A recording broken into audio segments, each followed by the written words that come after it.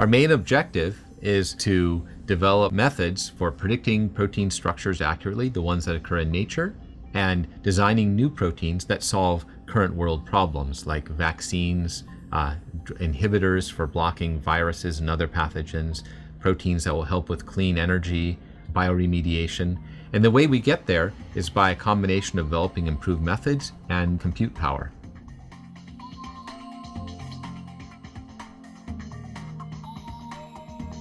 The infection of bacterium such as Salmonella of a host cell starts with the formation of an assembly known as a needle.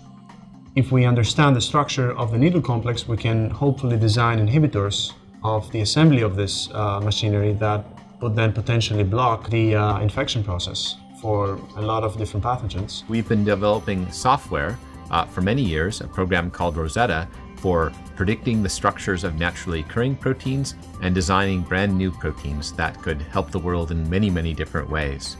And for this process, high performance computing is really critical.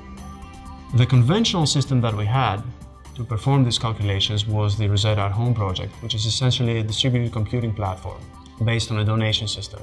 The problem was that we had to wait in queue for extensive amounts of time. We were looking for a demonstration project that would show the scale of Azure, and we wanted to do something that was significant in that demonstration project. The Baker Lab does cutting-edge research that is important for disease, so it was a perfect marriage between Microsoft and the Baker Lab. What we have done with Azure is we've said, why not just use a very large number of processors on Azure, because that is a cloud. It's a much more efficient way to do this, and it allowed them to get results much faster than they could from the volunteer system.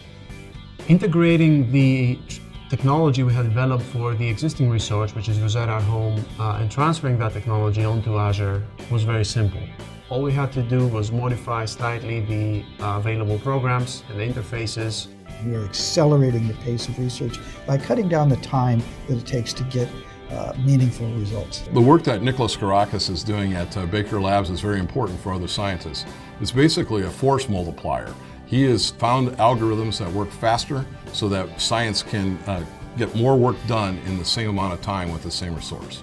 Windows Azure facilitates our work by providing a large number of processors available at very low cost and with very short notice.